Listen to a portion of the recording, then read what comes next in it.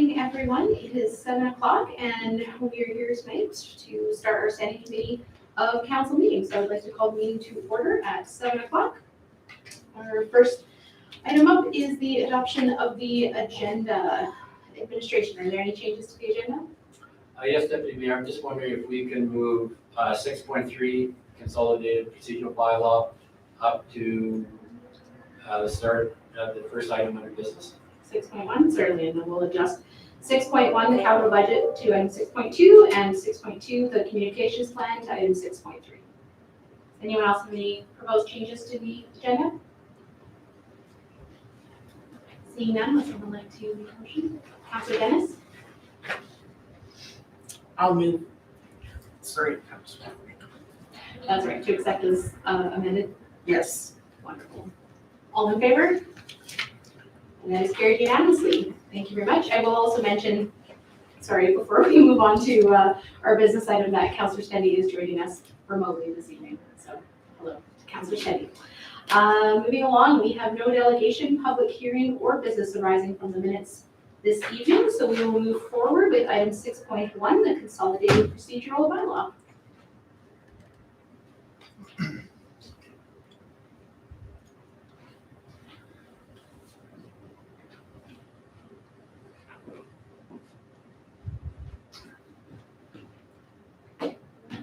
I do have to apologize. On this item, we have 3 attachments. We have the existing procedural bylaw, and then we have supposed to be the new draft bylaw with markups, and with the third one is a clean copy. When we converted it to PDF, the red tracking didn't come through, so my apologies. Hopefully I can clarify those areas of changes with council.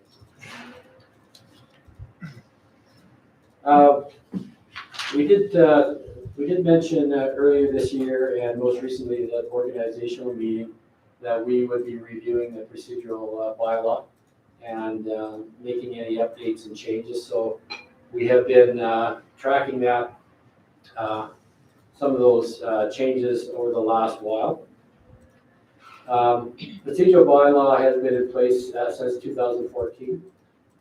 And it's a good practice for municipal governments to develop and adhere to procedural bylaws, part of their local governance.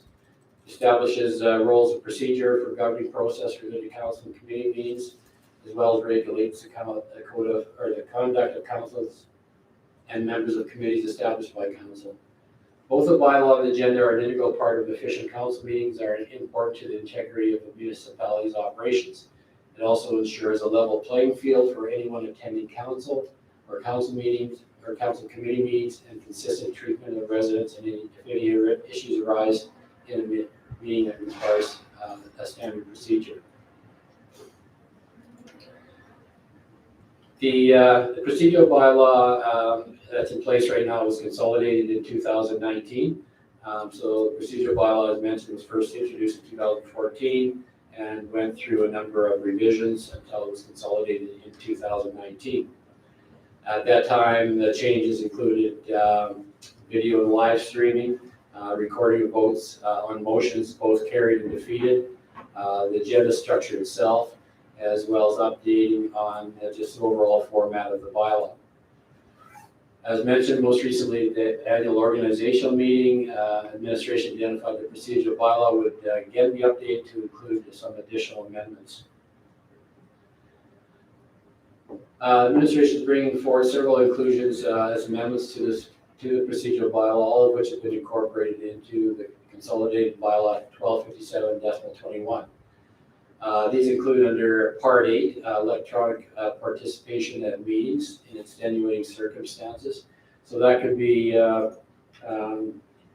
in the current situation with municipality dealing with COVID. It could be any type of emergency nature where getting together in person is either not safe or not warranted. And where safety measures have to be imposed. Additional amendments include that of the inclusion of a delegation application form. So right now, if somebody wants to appear as a delegation, They contact us, we ask for a brief overview of what they're wanting to provide and get a name. This form that's attached as an appendice kind of streamlines that. They put all the information there and submit it, and just makes it easier for both the person or the group wanting to attend as a delegation and for administration as well.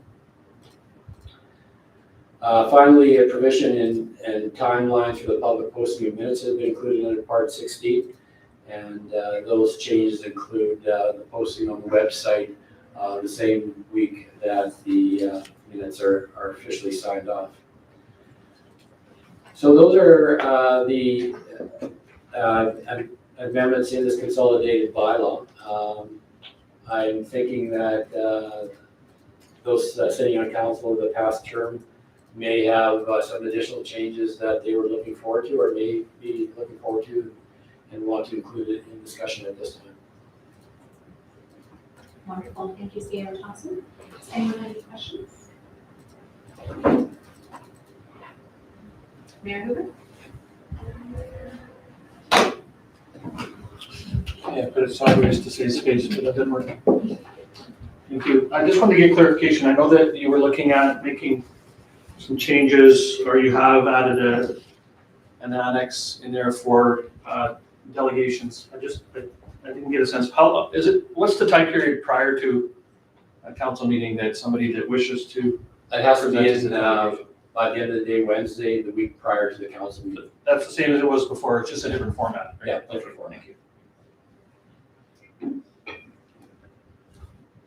Yes. For clarification, it does say in the bylaw that it's new I do. for delegations, and actually it was a question I had, so I'll just go ahead and ask it now. It does say in there that for delegations it's noon, but for council members it's 4:30. So my question to administration was, would it be easier to adjust those times to be the same?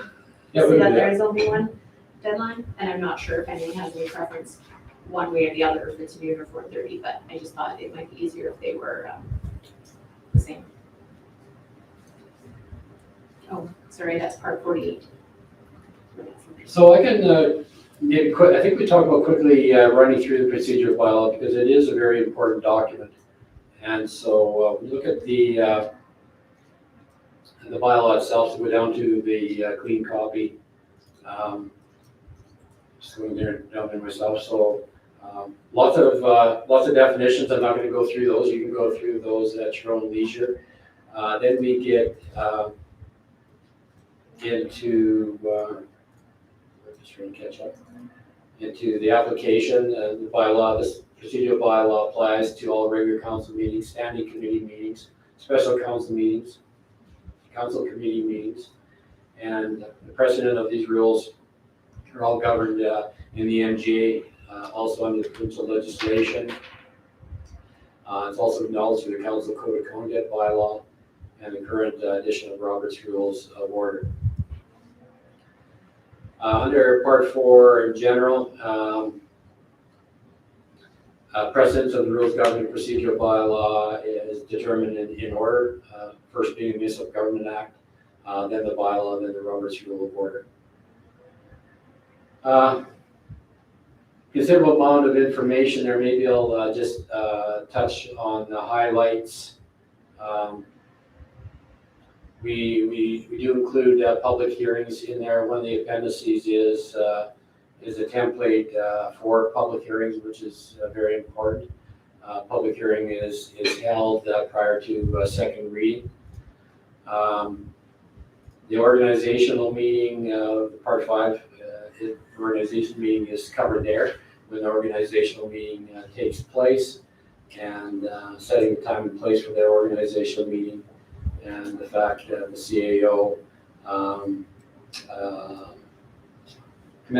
starts the inaugural meeting prior to the swearing of oaths, at which time the mayor takes over. So we've gone through that process just most recently, not last month. On each of those, Part 6 and Part 7, is there any questions of the committee members? It talks about when the meetings are, and Sierra Thompson? yes, sorry. Sorry, my apologies. I see Councillor Stendy has her hand up. Oh, that's okay. So I'm looking at the draft just because that's what I had my notes on, because I didn't realize there was 3 copies when I went through the agenda. It says, subject to the appeal process described in this bylaw, the presiding officer or chairperson shall interpret procedure. So if the policy wording is clear and direct, I don't think that there should be any need for interpretation, as any person reading it should be able to understand it. I would really like to see the policy more closely aligned with parliamentary procedure and Robert's Rules of Order, just for clarity for council, because they have to read all 3 of these documents, and I do understand that there is an order in which we must follow those. But if they were similar, or the wording was a little bit closer to the same, it may make it easier for this council and any future councils to understand the process a bit better. Just for example, in parliamentary procedure, an amendment and a friendly amendment are the exact same thing. Therefore, there's never a need to use the word friendly. And I know that there's absolutely no use of the word friendly anywhere in this policy either. So I actually question council's use of it in meetings. Okay, we'll take a look at that. Thanks for that input, council.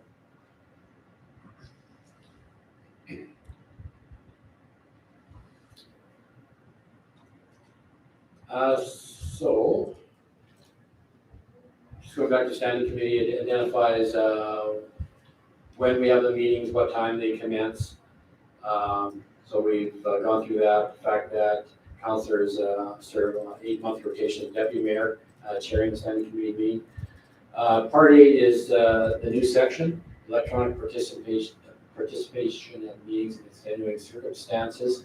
And should a state of emergency or extenuating circumstances where restrictive measures are required, electronic participation may be allowed by a member of council, of a board or committee. Members participating electronically will be counted in determining whether a quorum of members is present and may participate electronically in a meeting.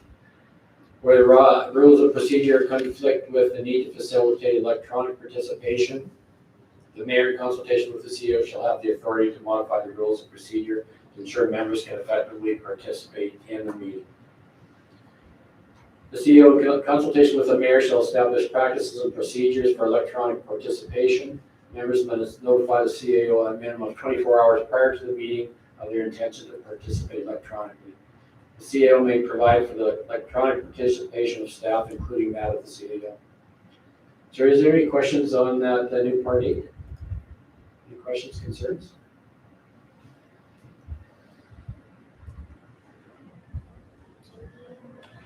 Actually, I do. Sorry.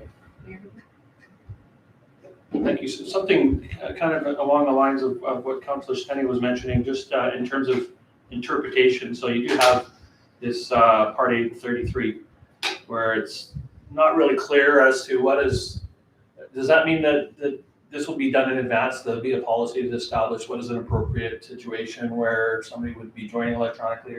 We certainly don't want this to be a loose interpretation. Yeah, I think we'll establish some guidelines around these. So this is not something that's done on the spot. We're going to provide an addendum to this that actually, thank you. Part 10 is cancellation of meetings, and so there's been no changes there. It talks about when a special meeting can be called. A lot of this information is contained within the Municipal Government Act. The agenda shall list the items in the order of business, and this was we had changed that order in the last consolidation to add things like the notice of motion, councillors' monthly updates, things like that. So, yes. Thank you, CEO Thompson. There was one that I noticed on here. So we have been adding to our regular council meetings the land acknowledgement, which I just realized was not included in the SEC agenda. So I'll include that under good council later on in the meeting. But that I noticed wasn't listed in here. Thank you. Yeah, we will definitely have that in. It talks about when the agenda submissions are received and when we post the agenda. Again, standard order of business, and as mentioned by Councillor Pell, we will add the land acknowledgement in there, so that will be changing. I mentioned the public hearing, so we have appendice C that sets out the procedures for that.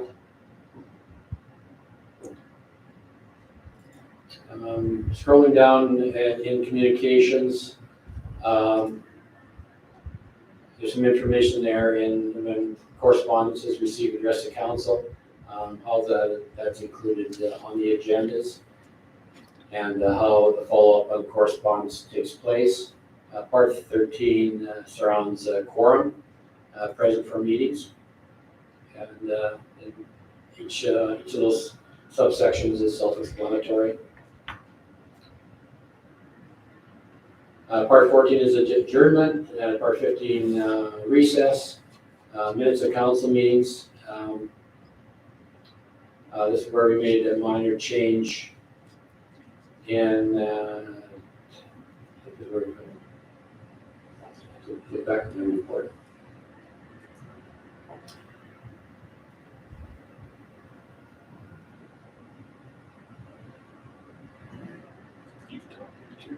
I guess I was just gonna say, I believe what you're looking for is part 75. Part 75?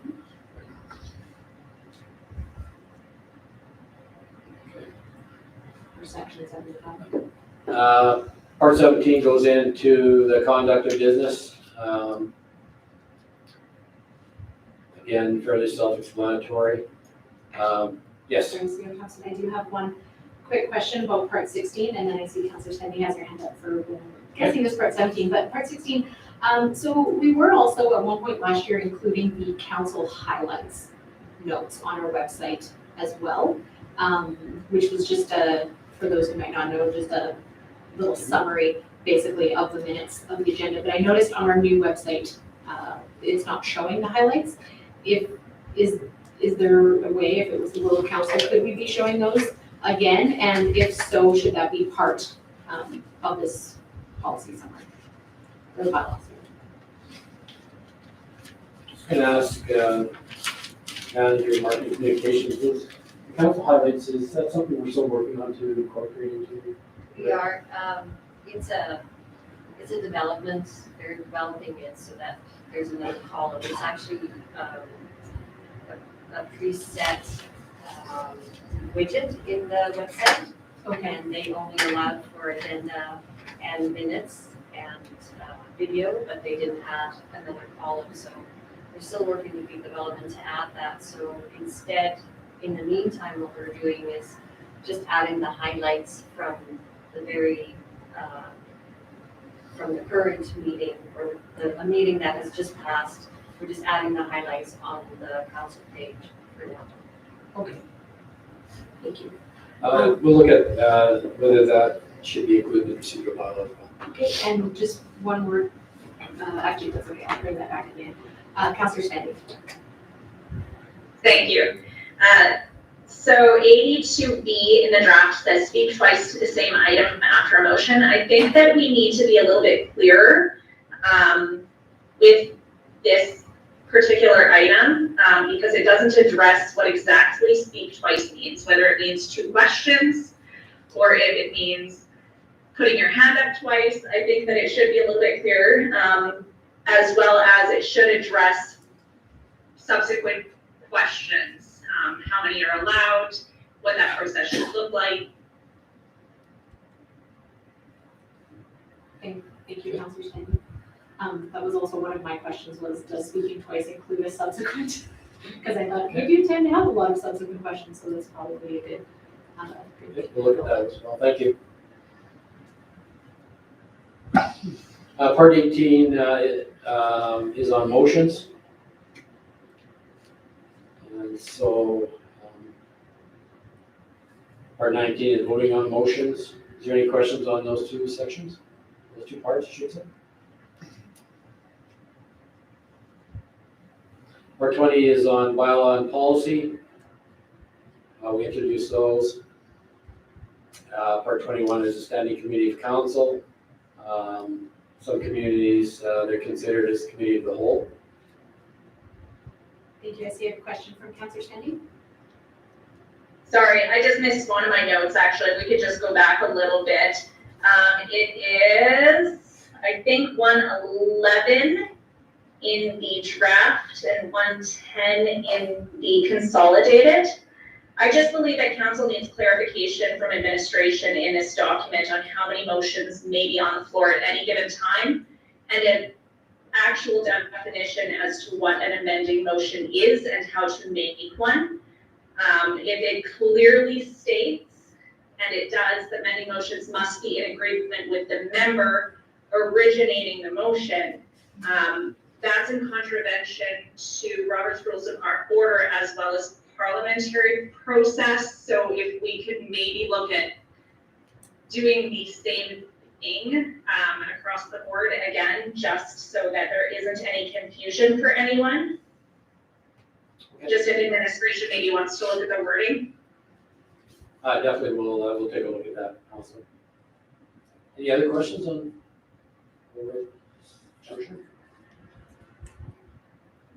Okay.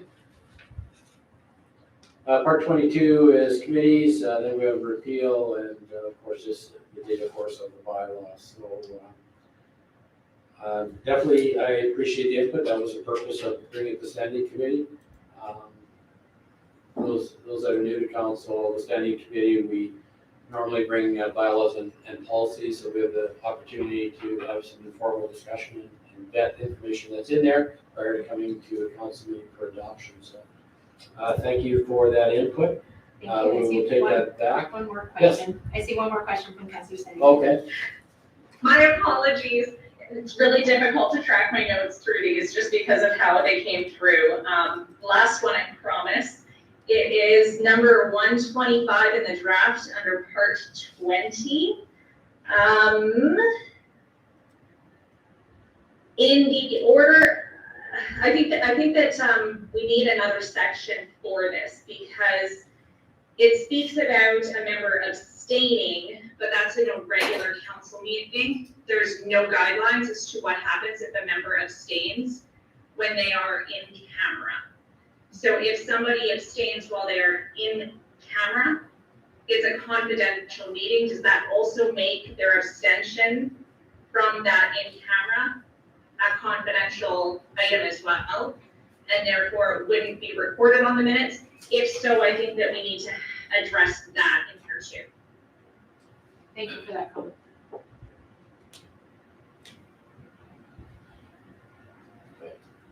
Thank you. Okay, thanks very much, committee. We will work on these additional discussion items and bring a refreshed draft back at the meeting. Wonderful. Thank you so much, CEO Thompson. Is there any final comments before we let him go? All right, thank you. We'll move on to item 6.2, request for decision on the 2022 capital budget. Calling forward Director DeBrey. Thank you, Deputy Mayor. Before you, you have the 2022 capital budget for first review and comments. The 2022 capital budget includes new budgeted dollars in order to complete the plan. The capital budget differs from the operating budget as the majority of the money comes from three non-tax supported sources. These include provincial grants, town revenues, reserves, as well as venture borrowing. The current plan and the 10-year capital plan has identified no new borrowing. However, larger utility supported projects are coming in future years.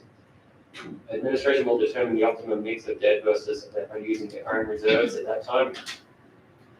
Administration has carried through the projects identified in the 10-year capital plan, as well as some additional projects to accommodate changes in operational demands. These additional projects are listed below. Under administration, we have two new photocopiers listed for the Abbey Centre as well as the operations facility. IT upgrades, for the council chambers here. And we are at a point that we need to upgrade our scale cluster service for our infrastructure for IT. Under community services, excluding the LED sign, has These projects have been presented to Rec Board and the recommendation has come to council to approve these projects. Under infrastructure, there was two projects there, which is a log fueling station at the operations facility, as well as some money there for the Centre Plaza.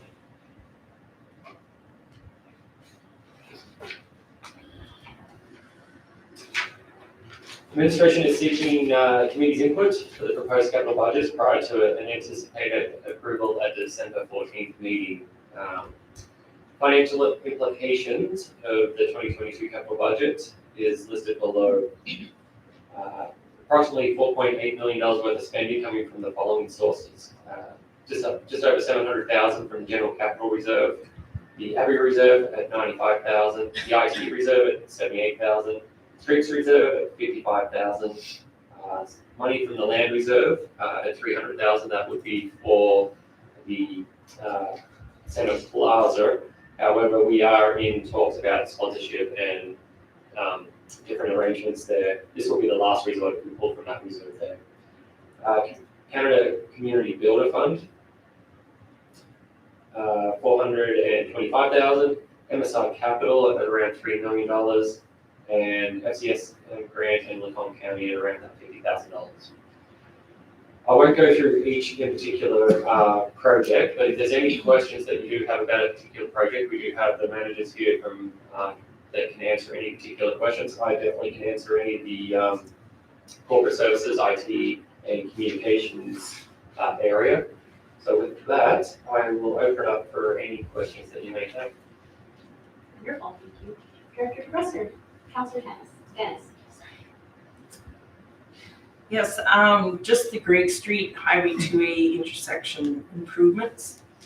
It said that concerns were discussed and whatnot. I would just like to know what will the changes be at that intersection, Sure, and please? I'll pass you over to Director Warren for that one. Thank you. Yes, thank you. So the changes would be a left-hand through and a dedicated right-hand lane on that westbound area, which is already included in the capital project. And then the addition of a sidewalk on the south side of the service road before it comes and turns into that intersection. So that would be the extent. It might actually come in a little bit less. It depends on whether we have to move the traffic patterns or not. Subsequent. Yes, so for eastbound traffic, there's no left turn designated or straight through designated lanes. So the existing intersection will be changed to match the westbound turning limits right now. So it'll be a left through and a dedicated right, I believe. Or sorry, a left dedicated and a right through dedicated on that intersection, the same as the westbound turning limits right now. Okay, thank you. Thank you, and I do have just one subsequent question on that same item. When this was discussed at a previous council meeting a couple of months ago, but that again will be coming forward to council before anything official happens on it. The revisions, yes, once we finalize them, we'll show you what that'll look like before it gets done as a change order for the contract. Any other questions? This point, Councillor Stendy? So in regards to the LED sign replacement, just seeing as how it is on the highway and having conversations with residents because it's been broken for a while. They didn't understand why it was where it was in the first place because most people can't read it while they're going past it at 60 kilometers an hour. So my question is, have we considered potentially not replacing it and maybe just selling the sign if it isn't something that we can fix or want to fix? We've had significant discussion about this item. it is disappointing that the sign isn't operational. I think over the past number of years, the need and importance of LED signs has waned significantly with social media and everything that's instantaneous. And Councilor Stendy, you're right, at those types of speeds, in many cases, it's hard to get the full message. We've had some discussion in the past about possibly working with the Chamber of Commerce where the town would have some prime times on that side, and we would turn over the operation to the chamber to maybe rent space to local businesses as a promotion. I don't think there's been much of an uptake on that. We looked at even seeing if that whole sign structure could be moved to another location, repurposed for something else other than the LED sign. So the cost of that is significant at $60,000, and it is high maintenance. The one over here on Broadway Avenue seems to function well. Administration would recommend that that LED sign not be replaced, and that we do something with that sign structure to take advantage of it, because it's there, it's prominent, and we could look at something else going in its place, as part of our local feature of some kind. So. Wonderful. Thank you. Any other questions? Councilor Stendy? Awesome, thank you. And then just on the Arena 2 score clock, it was previously supplied by Pepsi Bottling Group. Have we or are we considering approaching any local businesses to see if any of them want to sponsor a new clock?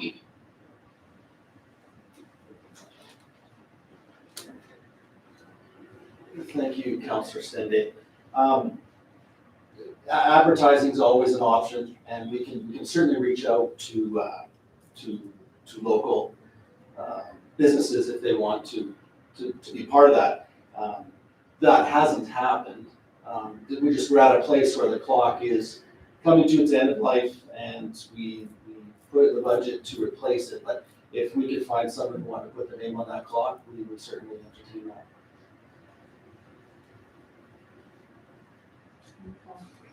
Thank you, Manager Campbell. Any questions? I do have one, as Councilor Stendy already asked most of mine, so that's great. My question is in regards to the IT upgrades for council chambers. We mentioned additional camera systems possibly being required. So, and then in the bottom, you're talking about system design, potentially having views similar to a virtual environment. Could you expand on that a little bit, please? Definitely.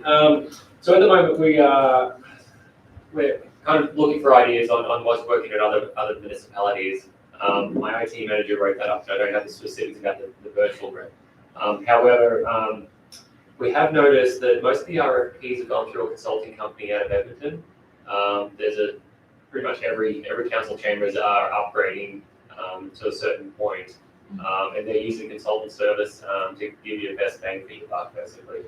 So if you approve this, we did have the money in there. It was an estimate, of course. We don't know what we're going to get for $50,000. However, if the budget does get approved, we probably will call the consultants and say, hey, how much for your services? And because they're in the know, they do this day in, day out. What can we get for our budget? And then we'll bring that back to council and go from there. It might be a series of things. It might be upgraded screens, it might be LED screens, it might be movable cameras. It might be voice activated where it can. There's a myriad of things that we'll look at, but at this stage we just need some initial budget to get those discussions started. Thank you. All right, and anyone else have any questions? Councilor Stendy? Last one on this, I promise. So the Center Plaza for $300,000. When council had discussed this previously, the prior council, it was under the understanding that that would be paid for with sponsorships. where are we at in terms of garnering those sponsorships, and can we expect those to actually cover this, or is council going to be on the hook for it? So when we had brought this previously to council, we were looking at a budget figure, I believe around $680,000, and that was looking at a concept that was previously provided council with precast concrete, fairly, I guess, robust design. Subsequent to that, we've been looking at other options with other elements that we think provides good screening options for those two outbuildings that are there. Provides for pedestrian, not only pedestrian safety, but provides for, I guess, that environment that we're seeking there as, along Broadway Avenue, closer to downtown or major facility amenities. And so we're looking at a reduced cost for that. We definitely do have some sponsors that have indicated their participation. We don't have that number confirmed. What we heard from council when we brought this is that council wanted us to raise 50% of the cost of that project. And so right now, we're just looking at retooling what those concepts would look like. And we'll definitely be bringing those back to council with a pre-construction estimate. And we'll have more information as far as sponsorship.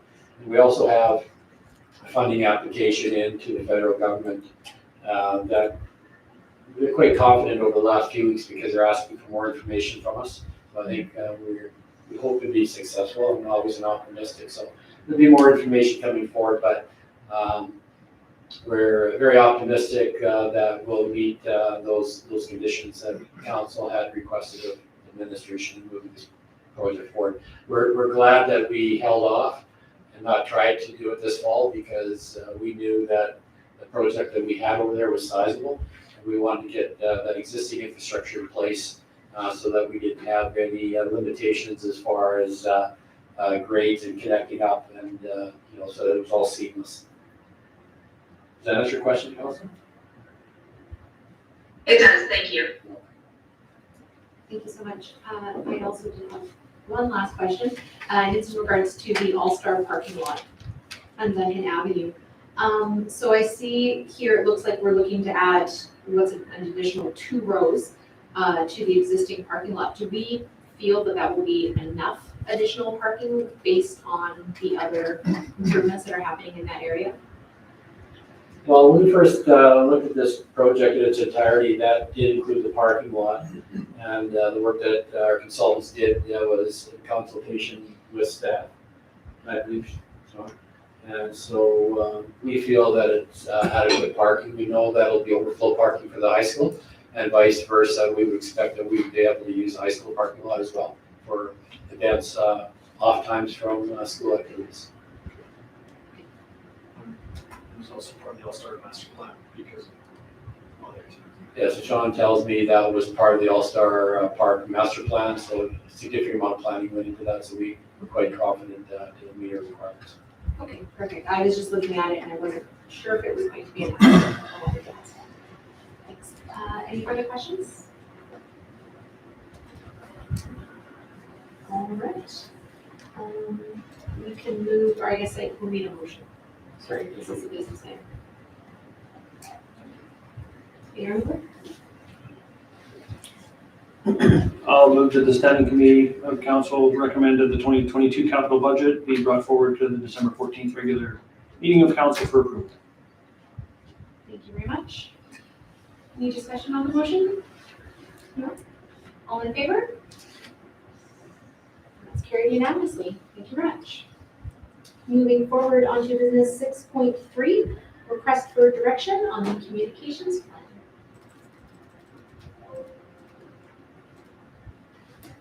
Good evening. So I just want to thank you for the opportunity to present this communications plan to you. It's a culmination of many things, many plans, many surveys, and also experience. And so for the last few years, we've been trying to put this communications plan together and are looking to you to give us some feedback on it. I apologize, even as I was reviewing it this weekend, I found some more errors in it, so we'll be working on that a little bit more. But I really appreciate the extra eyes and some feedback from you, and hoping that we are on the right track for it, so.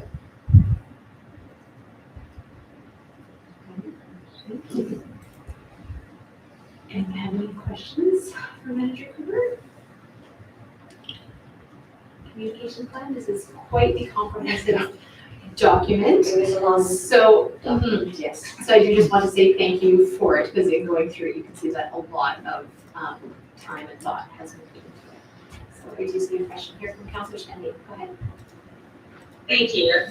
So under threats, one of the things that's listed is the ongoing push to increase support for social programs, the acceptance of diversity, and to be empathic and supportive of your neighbor.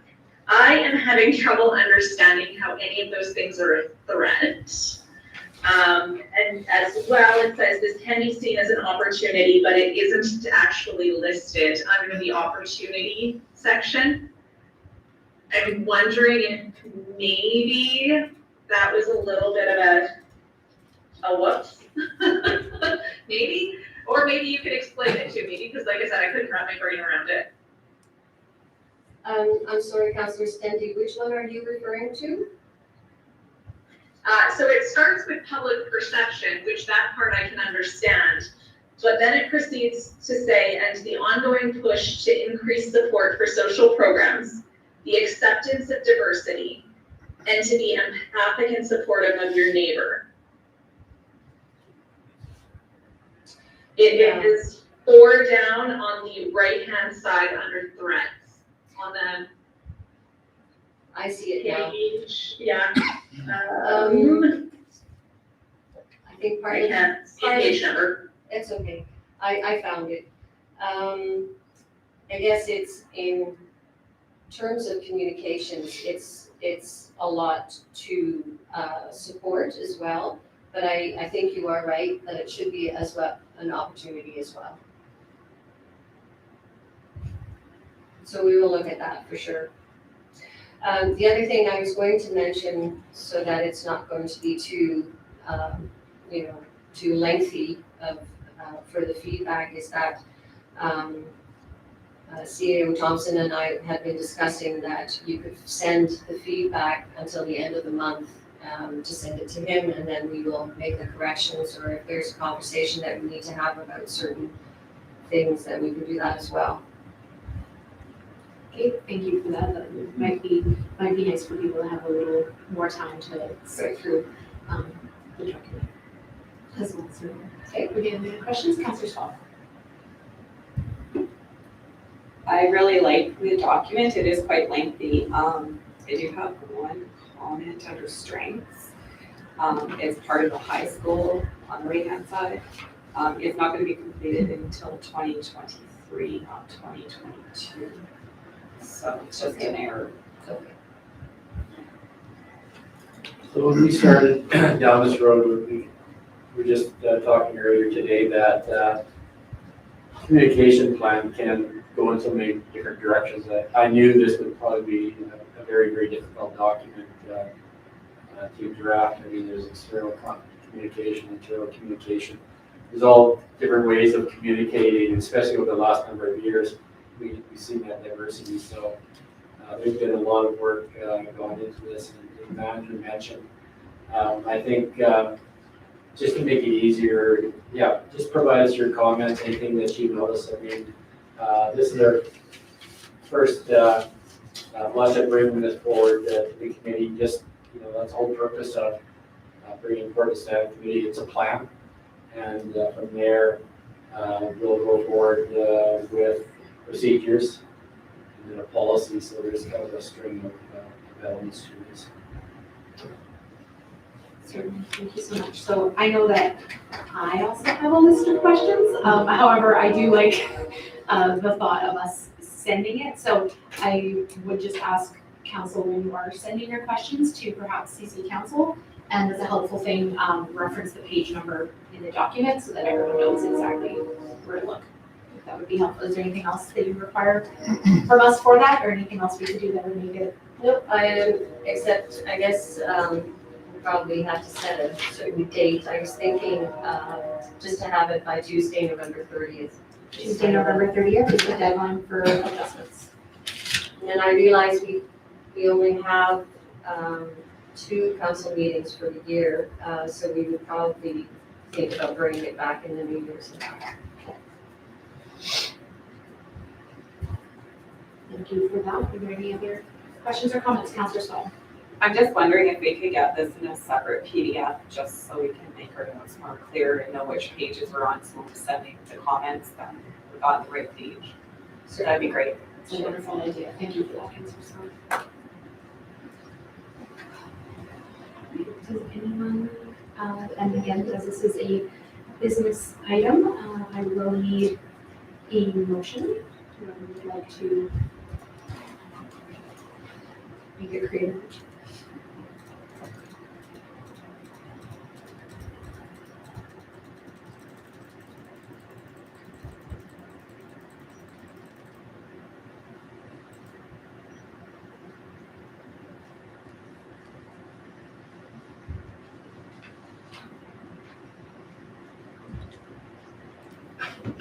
Mayor. I think, so can we just get dates? We'll do the first standing council. We canceled that one in December? Can you remind me of that? Through the chair, please. I thought the study committee was in place. I have to go back and check. I mean, that's what I confirmed with staff the other day. I know I had some staff members thought that it was canceled, so I'll have to check. Yeah, I'm just trying to get a sense whether or not it's appropriate for me to defer that after us giving feedback, because if we're giving ourselves until November 30th, then that would, yeah, I think that we should have adequate time by that time to make an actual motion moving this forward. At this point, we're just, again, opening the table for comments, correct? Certainly, and a motion to be made tonight could simply be that. Yeah, if we're tabling this or deferring this, we need to know a date though when this would be deferred to. So my question would be whether this is something that administration feels is appropriate for a regular meeting of council or whether the standing committee.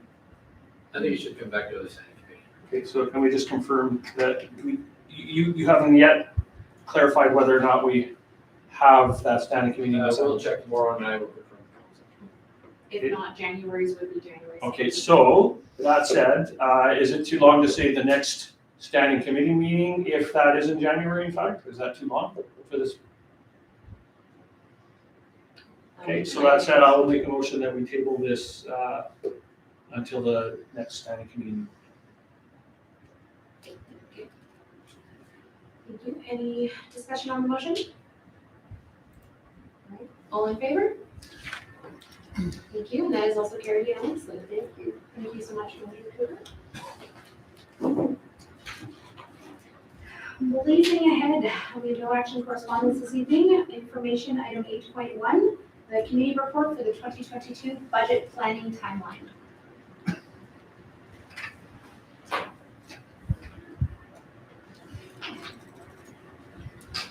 Thank you, Deputy Mayor. We just wanted to bring back the 2022 budget preparation timeline. We are moving through there. We just wanted to highlight one change that with the budget workshop. We initially had it down for the 4th and 5th of February. We'd like to move that back if it's convenient for everyone to the 28th and 29th, the weekend prior. That will still allow you to have your budget binders for 4 full weeks before the Friday night and the Saturday. In saying that, in previous years we had both of those days booked, but we did have capital to discuss as well. So capital is getting approved on December 14th, hopefully. And so this will be just strictly operational focus. So I'm sure that we won't need the full day Saturday, but it's there if we do. Wonderful. Thank you, Director Professor. That was going to be my question as to why it was not a 3-day event as it has been in the past, and like you mentioned that makes sense. Are there any questions or discussion on this item? Moving forward, 8.2, committee report, the 10-year capital budget. Thank you, Deputy Mayor. So before you do have the 10-year capital budget, the MGA just requires that we do have a budget in place longer than up to 5 years. So we do a 10-year budget. These plans just help us to kind of tie in the asset management strategy to the 10-year capital plan. It will clearly identify what needs to be replaced or maintained of our existing infrastructure. A few changes are listed there from the previous 10-year capital plan that you've seen last year. We've added some airfires and contours in 2023, a transportation master plan in 25, functional highway study in 2030. We had to add in some additional budget for the Northwest Dome in 2023. We moved the Duncan and Leung Road Phase 2 back to 2025. If you look in the 2024 slide, we do have a spike in our spending. So we're just trying to work out some projects that may change in future years, but I think at one point we were spending around $5 million a year, then it spiked to $17 million a year. So we're just trying to move some projects around there. In 2023, we'll have a utility project for the new Catholic school, and 2031 in that 10-year spot, downtown revitalization plan phase 2. All in all, over 10 years, spending about $54 million, coming from annual grants of around $20 million, project-specific funding that's mainly Lacombe County identified at this stage at around $38,000. Developer offsite levies, and then reserve contributions of around $30 million. So tying it back into the operational budget, those reserve contributions are needed because we are spending money within the 10 years. The current 10-year plan hasn't identified any new debt borrowing. As a result, we're at around 58% of the 2020 statutory debt limit. We use the 2020 figure because that's our last audited financials. And we're at 20% of the debt servicing at about $1.66 billion worth of debt servicing for the year. In the fourth quarter of this year, administration borrowed the remainder of the Eagle Builder Center and the service credit union public library, which is reflected in the above numbers. However, it's noted on the debt schedule that interest-only payments are being made in the next 3 years for the library and 4 years for the Eagle Builder Center. By doing that, it smooths out the debt servicing, and especially in the next couple of years. Once the RCMP building and the Abbey Center is paid off, the full borrowing will kick in after those years. By doing that, we're able to reduce the amortization down from 25 years originally in the bylaw down to 15 years. The net effect on this will save approximately $1.8 million in interest over that 15 years. So, and we predict that interest rates are starting to climb. So I think we've just hit it right with our borrowing in this fourth quarter. So with that, I won't go through all the expenditures and funding. It's all there in the reports, but I'm welcoming any questions that you do have at this stage. This will be coming back at December 14th as well. Thank you so much. Council, any questions at this point for the director? We're saving them all for the 14th? Yeah. Okay.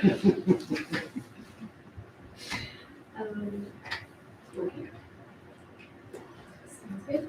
This was an information item. It was your second one, so if anyone would like to move, Councilor Swan. I'll move to accept the information items as information. Thank you very much.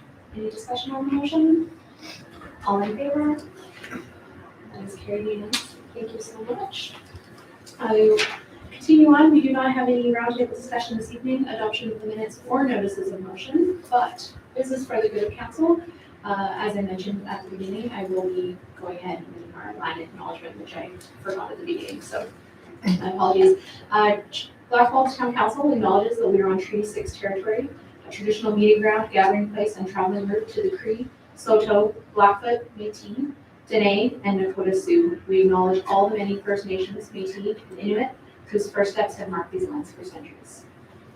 Thank you. Did anyone else have any business for the good of the council?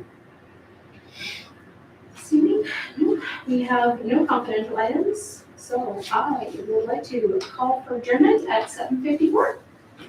Thank you very much, everyone. Have a great night.